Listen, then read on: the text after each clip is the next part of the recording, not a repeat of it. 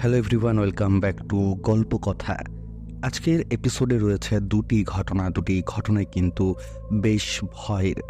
তবে ঘটনায় যাওয়ার আগে বলতে চাই, যারা এখনও অবধি গল্প কথাকে সাবস্ক্রাইব করনি অবশ্যই কিন্তু গল্প কথাকে সাবস্ক্রাইব করে গল্প কথার পাশে থাকো।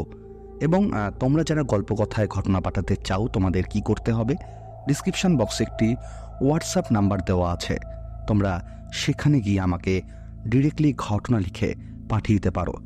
আজকের দুটি ঘটনায় যখন আমি পড়ছিলাম আমার কিন্তু বেশ ভয় লাগছিল। আশা করব তোমরা যখন এই দুটি ঘটনা শুনবে তোমাদেরও বেশ ভয় লাগবে। চলে যাচ্ছি আজকের প্রথম ঘটনায়।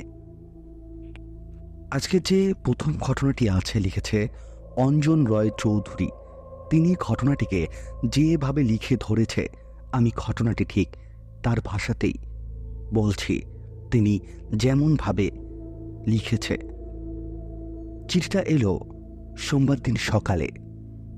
অতীন সাহাকে আগামীকাল অর্থাৎ মঙ্গলবার কলকাতা যেতে হবে অফিসের বিশেষ কাজে। সেখানে দিন কয়েক থেকে শুক্রবার দিন আবার নিজের বাড়িতে ফিরে আসবেন তিনি। যখন চিঠিটা এলো ততক্ষণে ট্রেনের তৎকাল রিজার্ভেশনের সময় শেষ। জেনারেল কোটার সব টিকিট ওয়েটিং লিস্টে। অজ্ঞতা বাধ্য হয়েই বাসে যাওয়ার মনস্থ করলেন তিনি।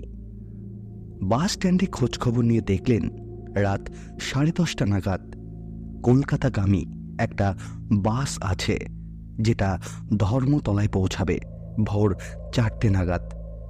চিঠিতে অফিস কর্তৃক নির্ধারিত যে অতিথিশিলার কথা বলা হয়েছিল সেটা সেক্টর 3 বিধাননগর। সেখান থেকে ওনার কলকাতার অফিসের দূরত্ব মিনিট 5 হাঁটা পথ। অতীনবাবু ঠিক করলেন ওই রাতের বাসেতেই কলকাতা যাবেন, তারপর শিয়ালদা থেকে ট্রেন ধরে বিধাননগর। সেই অনুযায়ী রাত 10টা নাগাদ কিছু শুকনো খাবার আর জলের বোতল নিয়ে পৌঁছে গেলেন বাস স্ট্যান্ডে। কিন্তু যেই বিষয়টার কথা উনি জিজ্ঞাসা করেছিলেন সেই বাসটা ক্যান্সেল হওয়ার পরের বাসের টিকিট কাটতে বাধ্য হয়। পেছনের দিকের একটা জানলার ধারে সিট, যেখান থেকে বাসের পেছনের দরজার পেছনের শেষ জানালার ধারের সিটটা কোনাকুনি দেখা যায়। 11টা নাগাদ বাস ছাড়ল।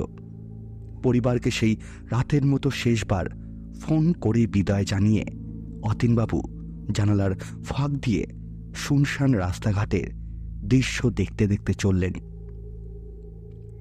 বাস ছাড়ার ঠিক পরেই বাসের ভেতরের আলোগুলো অফ হয়ে গিয়েছিল।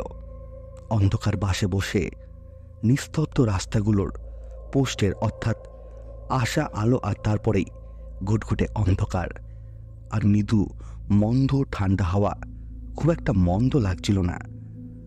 বাস ছাড়ার সময় বলা হয়েছিল যে ঘন্টা 2 পর বাস কর্তৃপক্ষ কর্তৃক নির্ধারিত রাস্তার ধারে একটি হোটেলে বাসটা 5-10 মিনিট দাঁড়াবে, পাছে যাত্রীরা সেখানে একটু টয়লেট বাথরুম করতে পারে বা খাওয়া দাওয়া করতে পারে।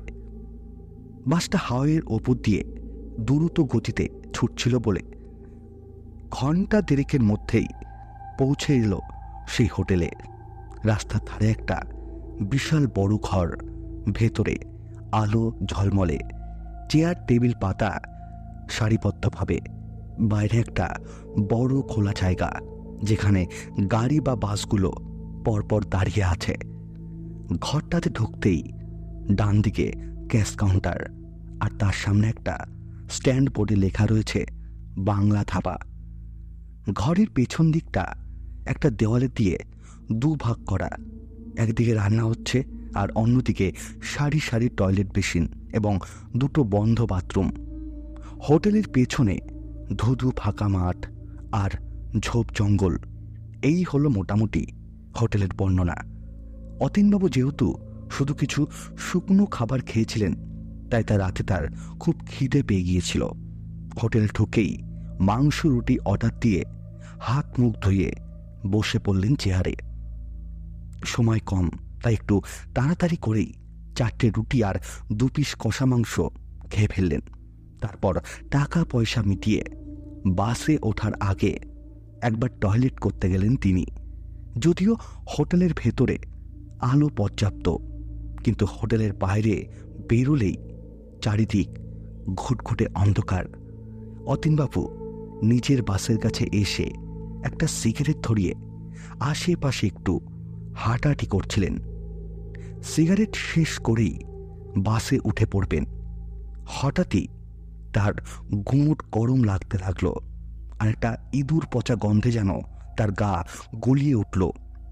রুমাল দিয়ে নাক চেপে বাসে উঠতে যাবেন, ঠিক এমন সময় তার মনে হলো কে যেন একটা তার পেছন থেকে দাঁড়িয়ে আছে। উনি পেছন ফিরে দেখলেন অন্ধকারের মধ্যে ঝোপ ঘেঁষে দাঁড়িয়ে আছে একটা আবছা অবয়ব, আর গন্ধটা ওই ঝোপের দিক থেকেই আসছে।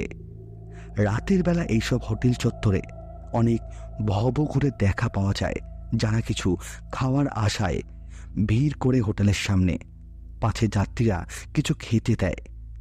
সে এরকমই একজন হবে বোধ হয়, এই ভেবে অথিনবাবু উঠে পড়লেন বাসে। বাসও নির্ধারিত সময়ে ছেড়ে দিল। নিজের সিটে বসে জানালা দিয়ে বাইরের দৃশ্য দেখতে দেখতে চোখটা বুজে এসেছিল তার।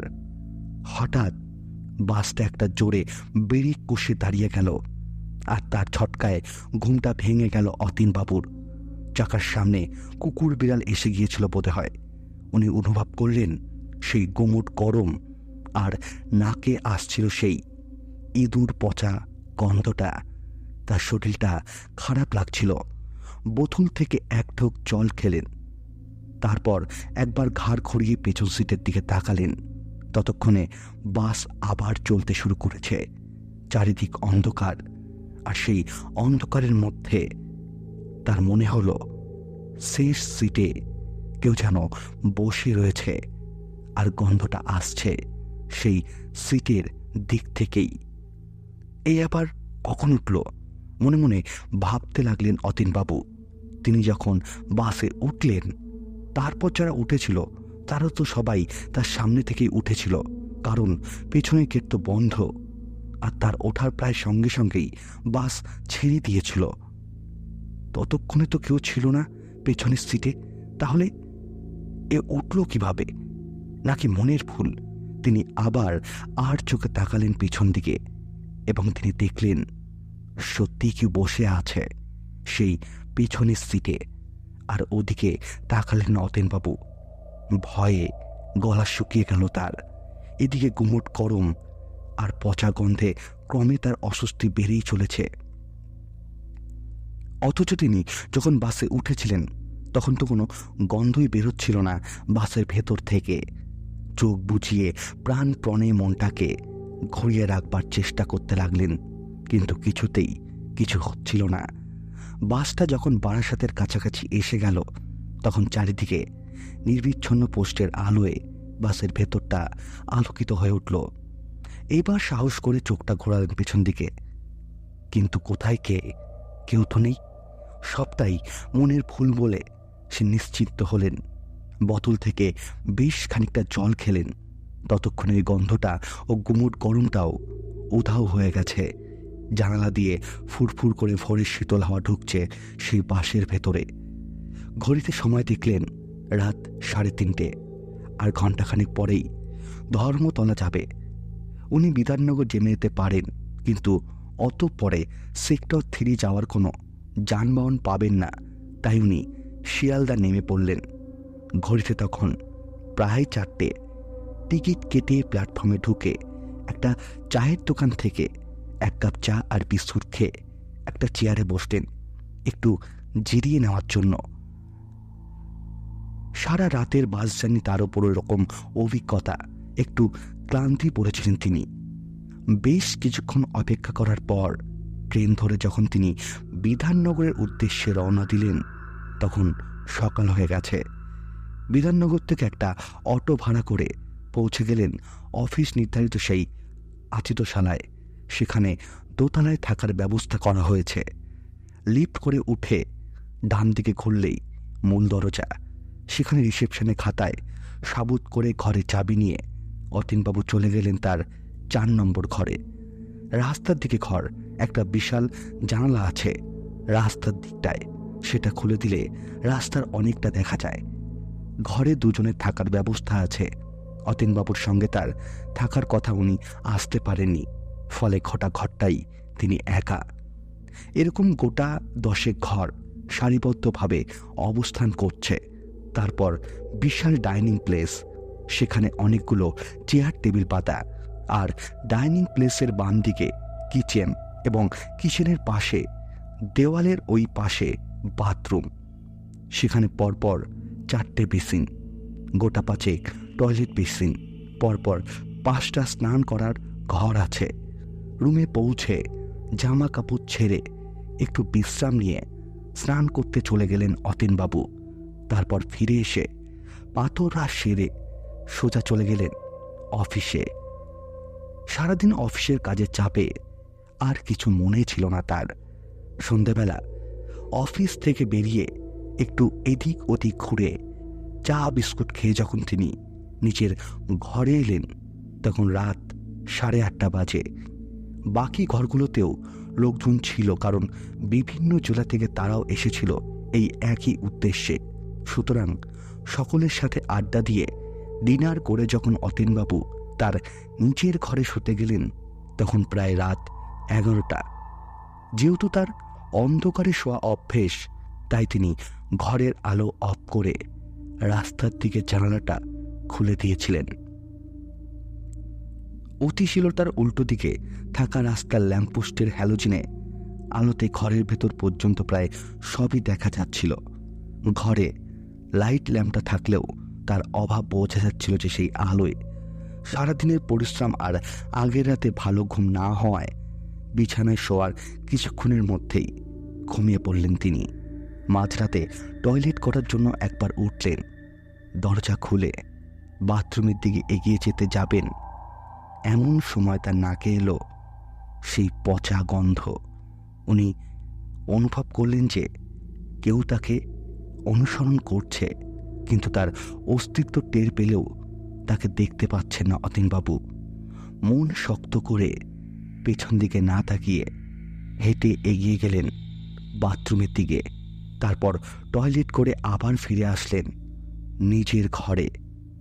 কিন্তু পুরো সময়টাই তার মনে হলো যে তিনি ছাড়া আরও কেউ একজন তার সঙ্গে বাথরুমে গিয়েছিলেন। এমনকি যখন তিনি টয়লেট করছিলেন, তখন তিনি স্পষ্ট অনুভব করেছিলেন তার পেছনে কেউ দাঁড়িয়ে আছে এবং তাকে দেখছে। আর সেই ইঁদুর পচা গন্ধটা তার নাকে খুব প্রকটভাবে আসছে। কিন্তু যখনই তিনি তাকে দেখার চেষ্টা করছে, কিছুতেই দেখতে পাচ্ছেন না। ঘরে ঢুকে দরজা বন্ধ করতে যাবেন, এমন সময় একটা দমকা ঠান্ডা হাওয়া হুড়মুড় করে আছড়ে পড়ল দরজার ওপর। হাওয়ার দাপটে প্রায় ছিটকে পড়ে গেলেন অতীনবাবু। সেই হাওয়ার স্রোত খোলা জানলা দিয়ে বাইরে বেরিয়ে গেল, আর সঙ্গে সঙ্গে সেই পচা গন্ধটা নিমেষের মধ্যে কোথাও উবে গেল। ঘটনার আকস্মিকতায় খানিকটা হকচকিয়ে গেলেন অতীনবাবু। ধপাস করে বিছানায় বসে পড়লেন তিনি। সারা রাত আর ঘুম হলো না, শুধু চিন্তা করতে লাগলেন গতকাল থেকে তার সঙ্গে যা যা ঘটে চলেছে তার কারণ কি, আর বাঁচার উপায়টাই বা কি। পরের দিন সকালে যখন তিনি অফিসে গেলেন, তখন বাকি যারা সেই আত্মীয়শিলায় ছিল তাদের জিজ্ঞাসা করে একটা বিষয়ে নিশ্চিন্ত হলেন যে ওই ঘটনাগুলো কেবল তার সাথেই ঘটছে, বা কেবল তিনিই পাচ্ছেন ওই পচা গন্ধ। আর কেউ সেসব অনুভব করেনি। তিনি কাউকে কিছু বলতেও পাচ্ছেন না যে তিনি বিপদে পড়েছেন, কারণ কেউ হয়তো আদৌ বিশ্বাস করবে না তার কথা। তাছাড়া ওই আত্মীয়ত শিলায় সুনামও নষ্ট হতে পারে তার এই ঘটনার কথা ছড়িয়ে পড়লে। সেদিন যাই হোক করে অফিস ছেড়ে তিনি বেরিয়ে পড়ে এদিক ওদিক ঘুরতে লাগলেন, আর ভাবতে লাগলেন আজ রাতে আবার কি ঘটতে চলেছে তার সাথে। এইসব চিন্তা করতে করতে হেঁটে হেঁটে বেশ কিছুটা চলে গিয়েছিলেন তিনি। হঠাৎ তিনি দেখতে পেলেন একটা মা কালীর মন্দির আর পুরোহিত সন্ধ্যা আরতি করছেন। অতীনবাবু এগিয়ে গেলেন সেদিকে, অপেক্ষা করতে লাগলেন আরতি কখন শেষ হবে। অবশেষে আরতি শেষ হলে মাকে প্রণাম করে পুরোহিত মশাইকে সবিস্তারে বললেন তার সাথে কি কি ঘটেছে গত রাত পর্যন্ত। সব শুনে পুরোহিত মশাই বললেন, প্রেত আপনাকে অনুসরণ করছে। আপনি মাংস রুটি খেয়ে যখন টয়লেট করতে গিয়েছিলেন সেখান থেকেই সে আপনার পিছু নিয়েছে, সে বাংলা ধাবা থেকে। অতীনবাবু জিজ্ঞাসা করলেন, কেন হঠাৎ আমার পেছনে, আমি কি করেছি? পুরোহিত উত্তর দিলেন, কিছুই না। প্রেতের পছন্দ মাছ, মাংস ইত্যাদি সুস্বাদু খাবার। আপনার হাতে মাংসের গন্ধই তাকে আপনার প্রতি আকৃষ্ট করেছে, তাই সে আপনার পিছু পিছু এসেছে এইখান পর্যন্ত। এরপর পাছে বড় কত ক্ষতি করতে না পারে তার জন্য সতর্কতার প্রয়োজন। আপনি একটা কাজ করুন, সামনে একটা হার্ডওয়্যারের দোকান আছে, সেখান থেকে 4টে 6 ইঞ্চি লোহার পেরেক আর একটা তালা চাবি কিনে আনুন। আমি যা করার করে দিচ্ছি। ওনার কথা মতো সব কিছু কিনে আনলেন অতীনবাবু। তারপর পুরোহিত মশাই সেগুলোকে অভিমন্ত্রিত করে দিয়ে বললেন, আপনি এই পেরেক 4টে আপনার অতিথিশালার যেখানে আপনার সম্ভাব্য গতিবিধি সেই স্থানে পুঁতে দিন, আর তালাটা আপনার দরজার আজ রাতের মতো মেরে রাখুন। কাল যখন এখান থেকে ফিরে যাবেন তখন তালা চাবিটা গঙ্গার জলে ফেলে দেবেন। রুমে ফিরে এসে অতিথিশালায় কর্মচারীকে একটা হাতুড়ি আনতে বললেন। তারপর স্নান করে পেরেকগুলো এক এক করে পুঁতে দিলেন রুমের দরজা ও জানালার কাছে, ডাইনিং রুমে এবং বাথরুমে। তারপর যথাসময়ে খাওয়া দাওয়া করে একবার টয়লেট ঘুরে এসে ঘরে ঢুকে পড়লেন তিনি। তারপর তালাটা মেরে দিলেন রুমের ভেতর থেকে, যদিও তখন কিন্তু কোনো পচা গন্ধের অস্তিত্ব ছিল না। রাত যখন প্রায় 2টো তখন একবার ঘুম ভাঙল অতীনবাবুর। জানালা থেকে বাইরে চেয়ে দেখলেন রাস্তার ধারের গাছগুলো খুব জোরে জোরে তুলছে। ঝড় উঠেছে মনে করে জানালা বন্ধ করার জন্য তিনি উঠে জানালার দিকে এগিয়ে গেলেন, কিন্তু কোথায় ঝড়, কিন্তু গাছগুলো উত্তালভাবে দুলছে। হঠাৎ করেই একটা দমকা ঠান্ডা হাওয়া যেন শুধু তার জানালার দিকেই ধেয়ে এলো, আর তারপরেই ঘরের ভেতরে ঢুকতে না পেরে যেন কি সে ধাক্কা খেয়ে আবার ফিরে গেল ওই গাছগুলোর দিকে। আর সঙ্গে সঙ্গে তিনি অনুভব করল তীব্র পচা গন্ধটা। এইভাবে সারা রাত ধরে যেন হাওয়ার ঝটকা ঘুরতে লাগলো অতীনবাবুর ঘরে, কিন্তু অদৃশ্য কোনো কিছুতেই বাধাপ্রাপ্ত হয়ে বারবার ফির চলে যাচ্ছে। ভয়ে অতীনবাবু চুপ করে খাটের ওপরে জেগে বসে রইলেন। টয়লেট করতেও যেতে পারছিলেন না। ভোরবেলা আলো ফোটার সাথে সাথেই তিনি দেখলেন গাছের উত্তাল আন্দোলন, ঠান্ডা হাওয়া, দমকা ঝাপটা বা সেই পচা গন্ধ, কোনো কিছুই আর কোনো অস্তিত্ব নেই। নিস্তব্ধ শান্ত ভোরের পরিবেশ। এইবার আস্তে আস্তে ঘুম এলো অতীনবাবুর। টয়লেট করে এসে ঘুমিয়ে পড়লেন তিনি। ঘুম যখন ভাঙল তখন বাকিরা সবাই অফিসে পৌঁছে গেছে। যাই হোক করে রেডি হয়ে অফিসে পৌঁছালেন তিনি। অফিসের কর্তব্যরত অফিসারকে বললেন আজ টিফিনের পরে তিনি চলে যাবেন, কারণ তাকে অনেকটা রাস্তা যেতে হবে। সেই মতো টিফিনের পর রুমে ফিরে এসে সব গুছিয়ে নিয়ে মন্ত্রপুত তালা চাবিটা ঢুকিয়ে নিলেন ব্যাগে। তারপর একটা ট্যাক্সি ধরে সোজা চলে গেলেন হাওড়া। বাস ধরার রিস্ক আজ আর নিলেন না। সেখানে ওই তালা চাবি গঙ্গার জলে ফেলে দিয়ে তারপর স্টেশনে গিয়ে টিকিট কেটে যখন প্ল্যাটফর্মে পৌঁছালেন তখন বিকেল 4টে বাজে। ট্রেন ছাড়ার সময় সন্ধ্যে 7টায়।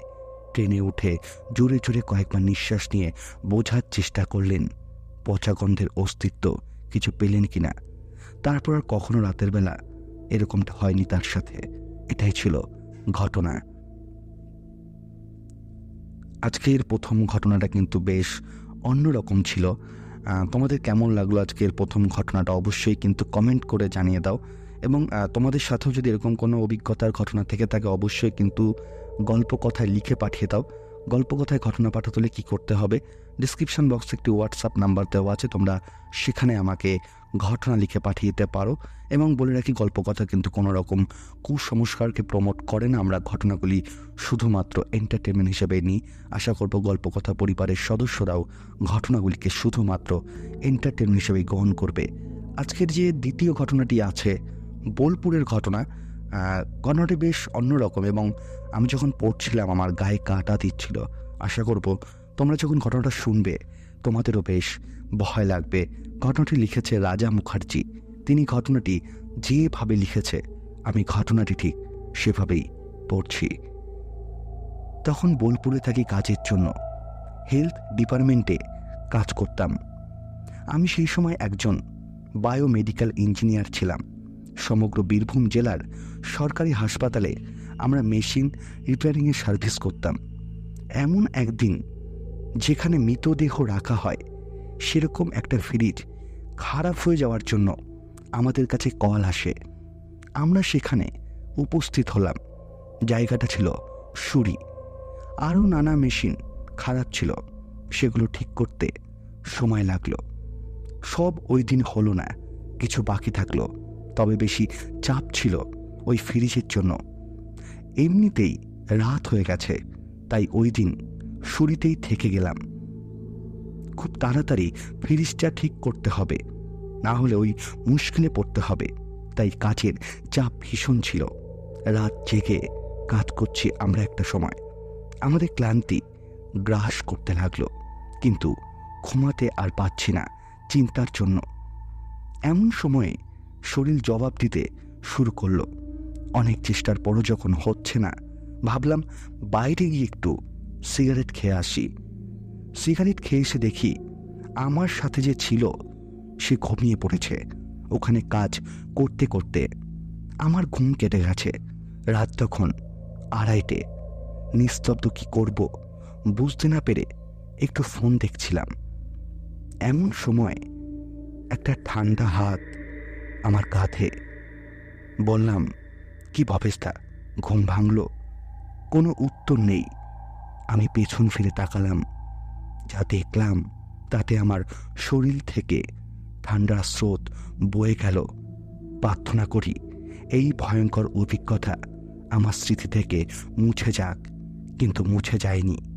দেখলাম একটা মৃতদেহ, তার মাথা নেই, শরীর থেকে চামড়া খসে পড়ছে, যেমন অগ্নিদগ্ধ রোগীদের মতো হয়। আমি তা দেখে নির্বাক হয়ে থাকলাম।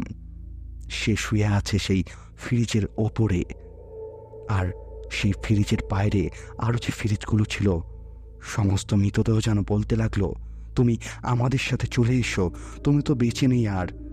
তারপর আর কিছু মনে নেই। যখন জ্ঞান ফিরল, দেখলাম আমি হাসপাতালে শুয়ে।